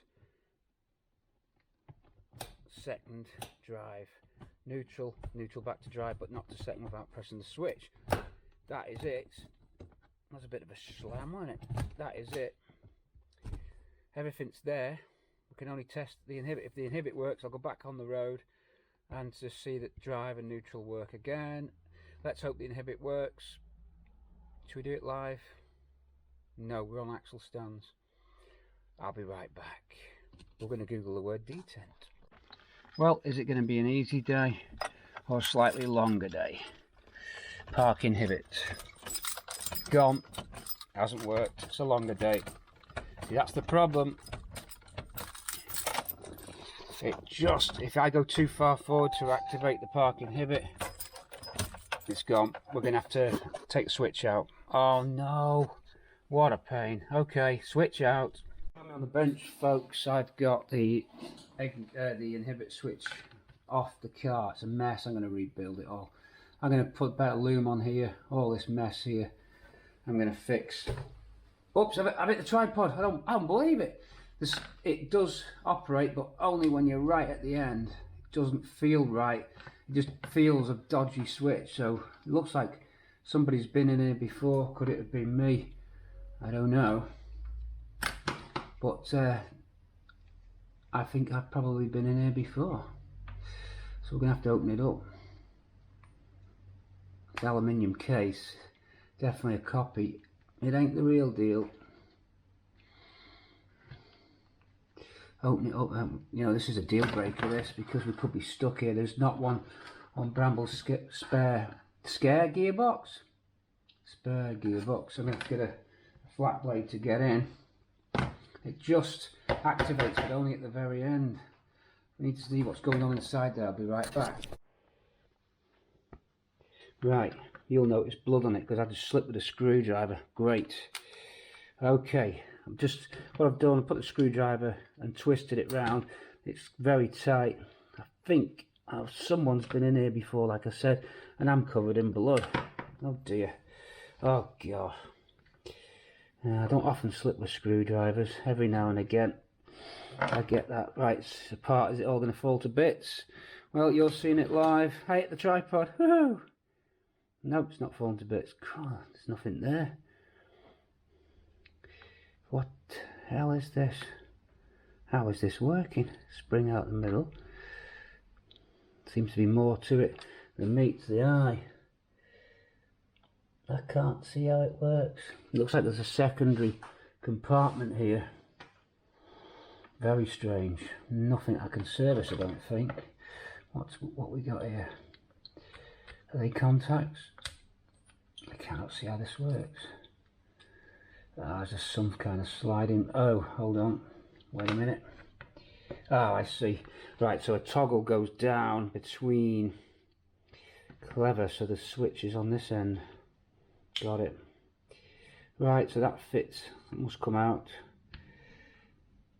Yeah, that comes out. Okay, here we go. Which way round was that? That's on there.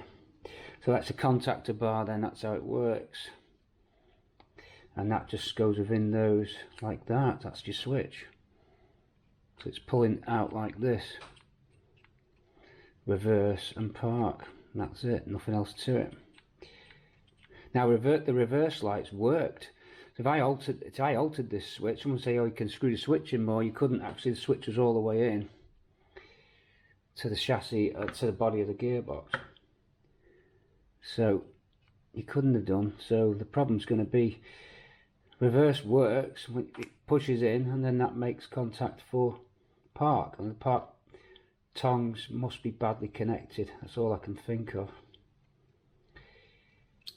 They could be pulled upwards, they could have bent in, so we could bring them up. It's possible. We need to get it to activate a little bit sooner. So do these come out at all? No, it doesn't look like they do. Do they clean up any better? They are badly corroded. Going under the microscope now to see. They're very dirty. They've been arcing.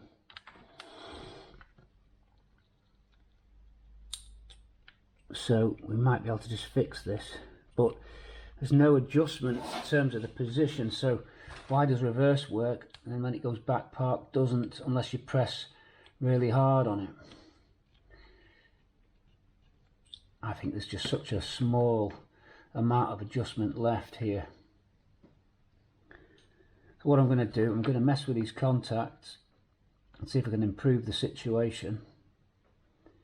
I'm going to clean them up because they're very corroded. It looks like that's what the problem is. I think these would have activated much sooner, and they catch it right the way in rather than it's the position that it wants. I think I can see that. Yeah, I think I could be able to get. I think we can do something with this. We're going to clean the inside of the contacts, and then I think it'll work. Park inhibit switch. Then I'll probably tidy this up. It's a mess that.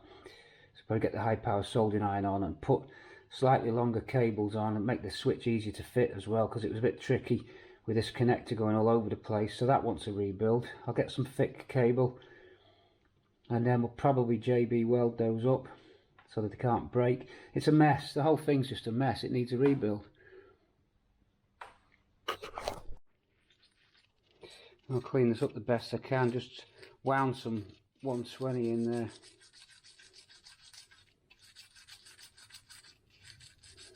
It's like it's been arcing. That'll explain some of the intermittent starter issues. As I said, this is an inhibitor. Stops you starting your automatic in gear.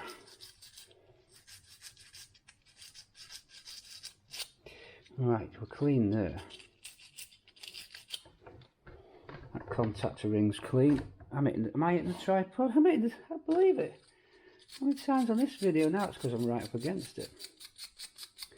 The contactor ring there. It's a simple design. And that's it. We can test this now with a meter. See if it bleeps out. So I have to get that in there. Works under a little bit of tension, and that's probably another part of it. I don't know what the spring's for. Can't work that out yet. Oh yeah, it springs back on itself. The spring goes in. Does that pin go out about that far? Yeah, the spring goes in first. Right, I'm gonna put the meter on it. The meter is just off screen because I was using it under the car, and now I need it back on the bench where it belongs. It's not supposed to be getting grubby like this. So, without the spring on it, we can just put it in position so it shouldn't be bleeping until we do this.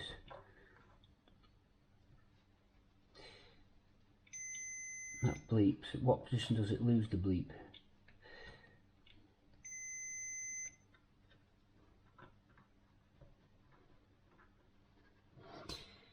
Should be on there. It's not much different than what it was. Oh yeah, it's because it had to be all the way in. Yeah, that was the problem. So it needs to be operating about there.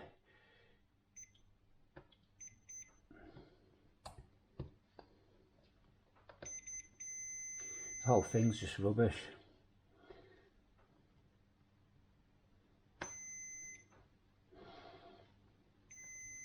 That is slightly better than it was. It's still poor. It looks like the little ears snapped off. I think it had longer protrusions, and I think they've snapped off. That's what's happened.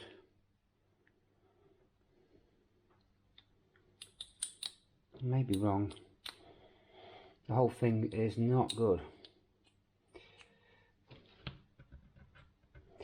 Should be making contact about there. If this doesn't bleep, we've got problems. It should be okay. I think that'll fix it. I can't see what else I can do to that. I'm not sure if these ears there were normally longer than that and they've snapped. I don't know, because the reverse ones are higher up. I know reverse comes in first, and that's probably why. So I'm probably wrong. There's not a lot you can do to that. It just doesn't adjust correctly in the gearbox. Okay, I noticed there was some sealant on the end of here which was stopping that going all the way in. That might not have helped either. And the sealant didn't seem to be doing much. So we might have to screw this in a bit further. If I could have screwed this in a bit more, then we would have got it that way as well. Okay, I'll put it all back together and we'll go under the car. I'm going to fix this wiring as well, so I'm going to find some decent cable now. Hold on, I'll be right back. Tell you what, it's a long haul, this one. Right, I've chopped the lugs off this because I'm not happy with them. Hang on, let's get you some light. So the pin, you can see that pin there. I'm going to just finish soldering that off. I'm soldering the pin to the Lucar because the rivet, it's like a rivet and it's breaking away and the Lucar's spinning on its own. That's going to create bad contact. I don't think that was the fault, but it won't help. So with a very hot iron, you can get in. I'm just soldering them direct. And then just for double bolt and braces, I'm going to solder. Wow, still cooking, look. Look at that. I'm going to solder direct. I'll cut some new cables. I'm going to go direct to the pins. That way it'll definitely not spin off. And then I'll just heat shrink on these short wires, which are a bit too short. Straighten them up, solder and heat shrink those. See if we can find a replacement boot of some description to put over this. So straighten these up, slide heat shrink onto there, and then we'll build those up like this. So first one, starter one, I'll do in black. Reverse, I'll do in red. It's overkill for the reverse, this size wire, but I'm just going to keep them all the same size.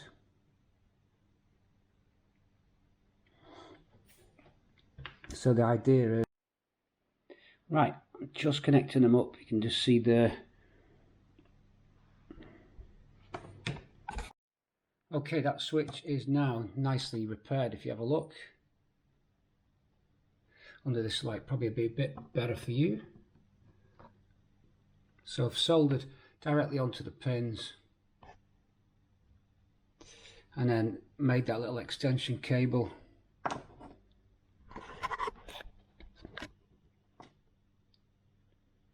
Then heat shrinked those back up. So that should be right. It should be better anyway. We can only try it. There's nothing else I can do. It's making contact. It's metering out okay. So that's the switch. Just got to put the body back on. That's a little bit neater for the car. We can only hope that when we screw this in now that it does make contact. Let's find out. Pete C at the city.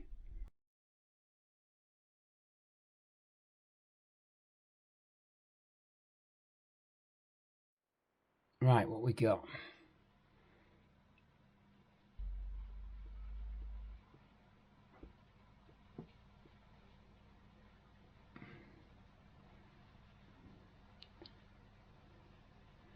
Oh, I missed a T out.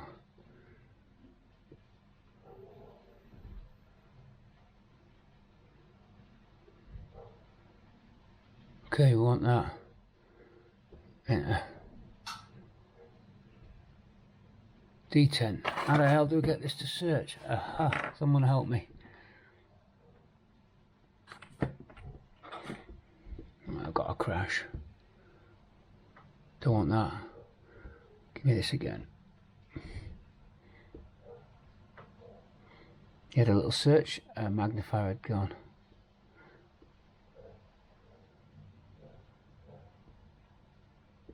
There we go. Do it now. Don't know why I can't get onto that.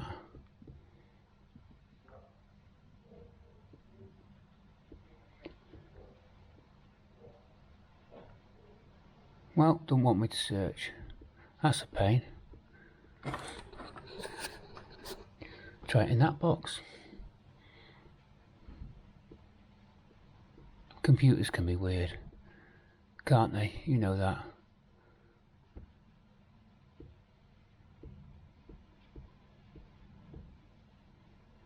D10 definition, we've got it. Here we go.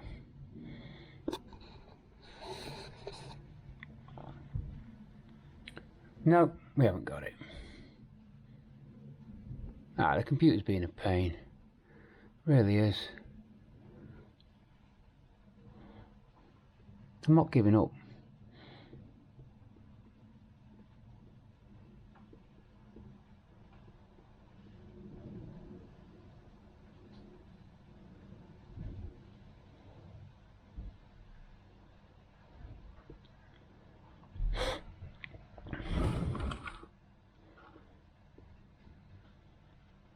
I don't know what it's doing.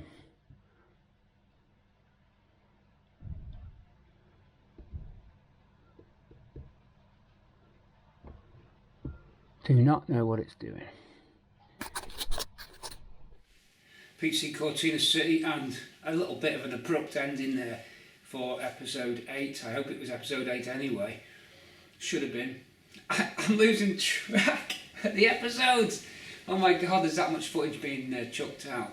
So Pete, at the end of this episode, and you might wonder why a lot of films have gone out recently quickly. Well, I'm going to be away and I can't guarantee I'll be able to publish anything, so I don't want to lose the momentum, and we've done well. We did a PayPal link on last night, that's Saturday night, it's gone! Saturday, October, I don't know, it was yesterday. I've lost track of all dates and times. It's the 23rd on Wednesday, I know that because Tina G is going to gym. 23rd, so go backwards, 22nd for Tuesday, 21 for Monday. It's the 20th of October today, Sunday. It's pissing down again. There's more floods. Oh, God. Right, so what was I saying is episode 8 went out, and went out after 2 road trip films which I hoped you like. Soul with DJ Roscoe. That was good fun, those last 2 road trips. If you haven't watched them yet and you're just on the rebuild vids, flip back, Hilton Park and Corley road trip. Bit of fun when we went to get the screen.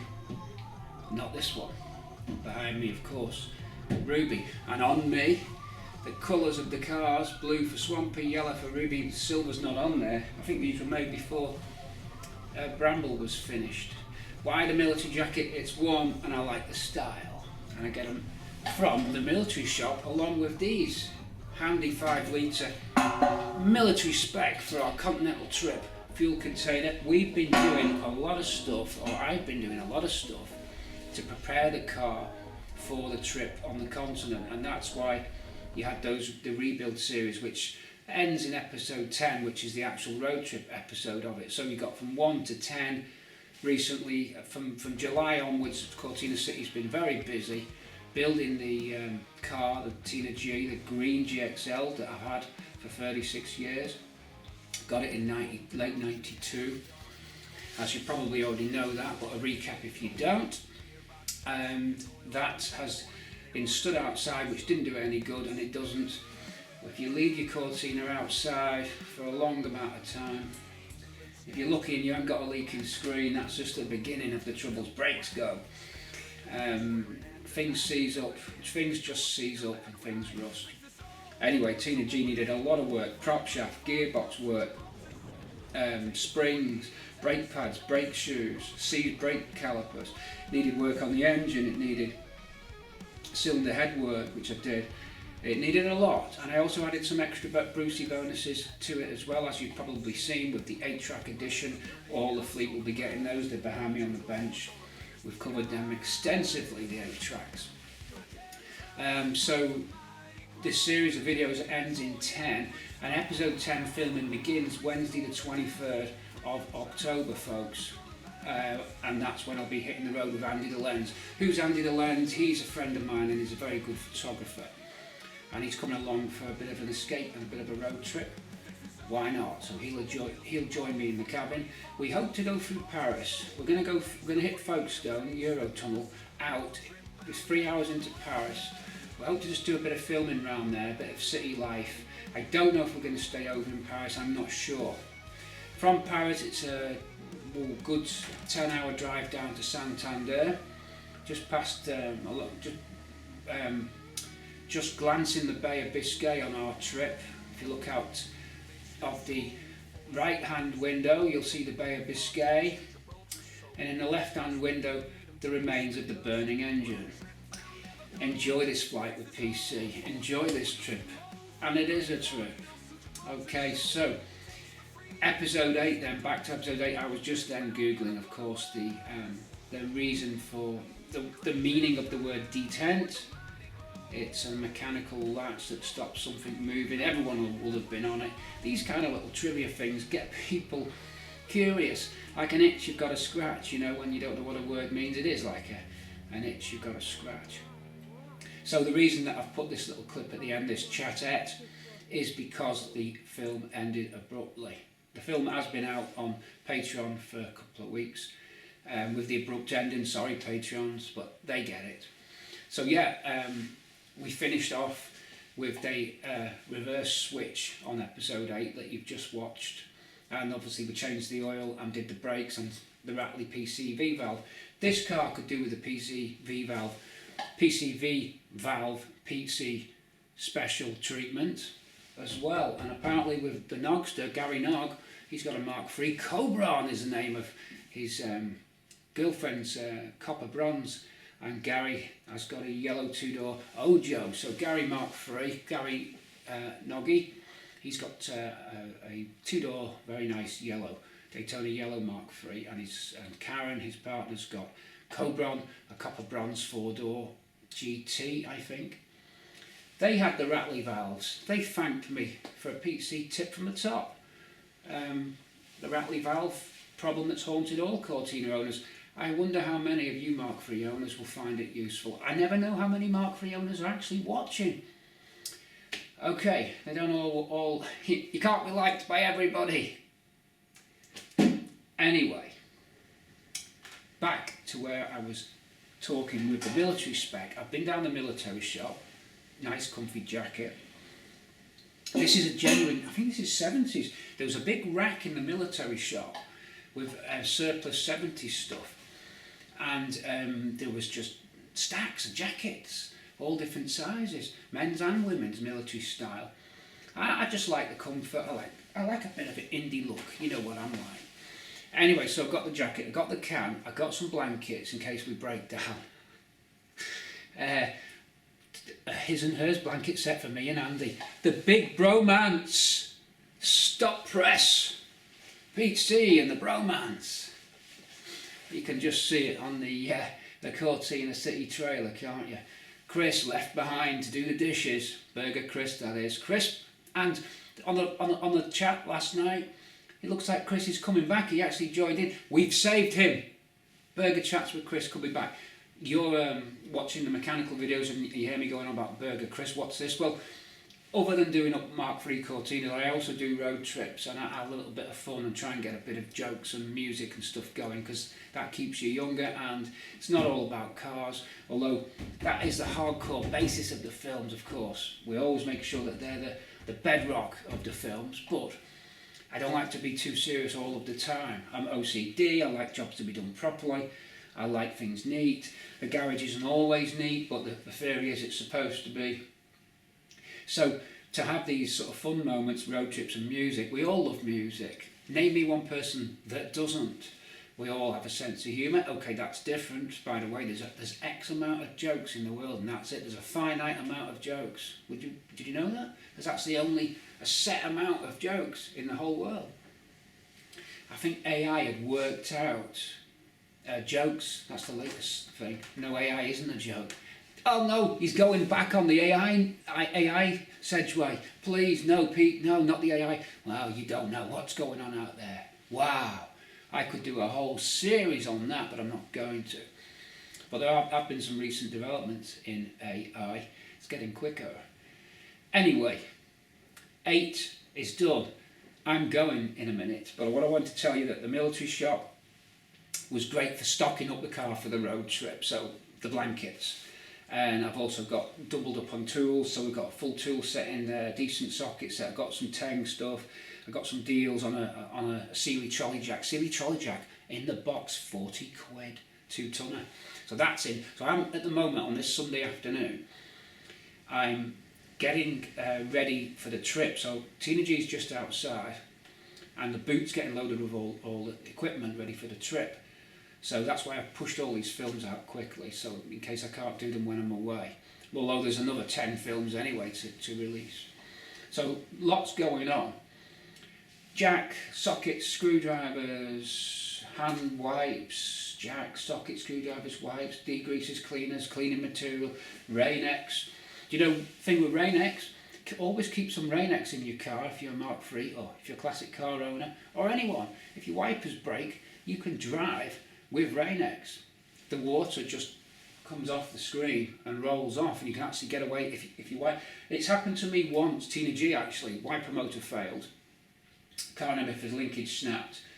That's the highest probability, by the way, on a Mk3, is that linkage ball can come off. But anyway, you can drive with Rain-X, so if you've not actually already applied it, I tend to always put it on anyway. But if you've not, you can stop, put the Rain-X on. I think there's some up here. Here it is. Let me get it. Sorry for going off screen. Or is this the anti-fog? Well, this is the... Oh no, I have got it. I've got the washer bottle additive. Look at this, folks, before we go. I know this is nearly a 2-hour film. Sorry about that. Sunday night, 2 hours of your time. Window washer additive on Rain-X. You can get one in a bottle like this. This is the anti-fog one, so this is for the inside. This is great stuff. It's not a gimmick.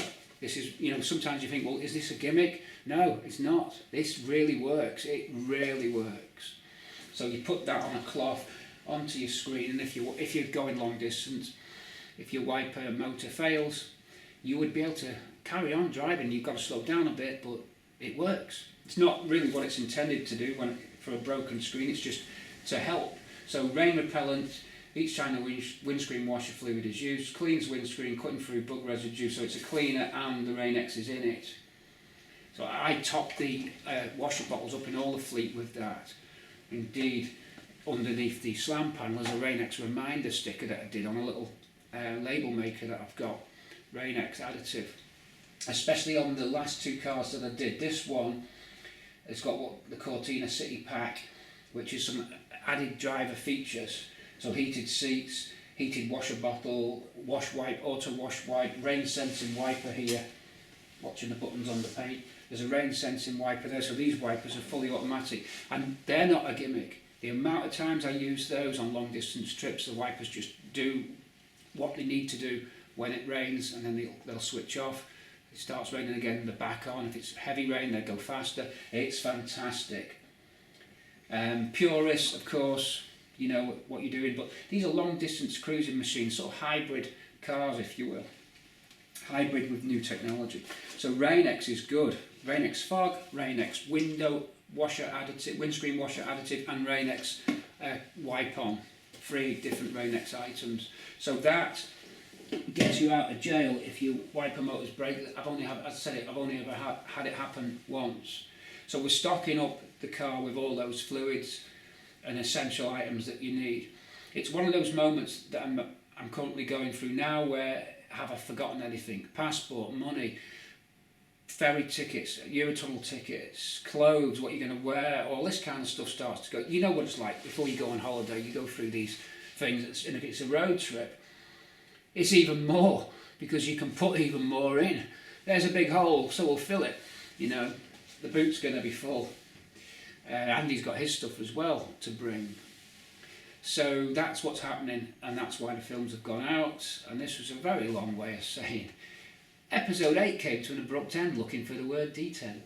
We will see you in 2 weeks' time when we're back from the road trip, because we're going to be over there a long time. I'll explain how all that works. PT's not going away, don't worry. It's just complicated, but it will explain itself over the course of time.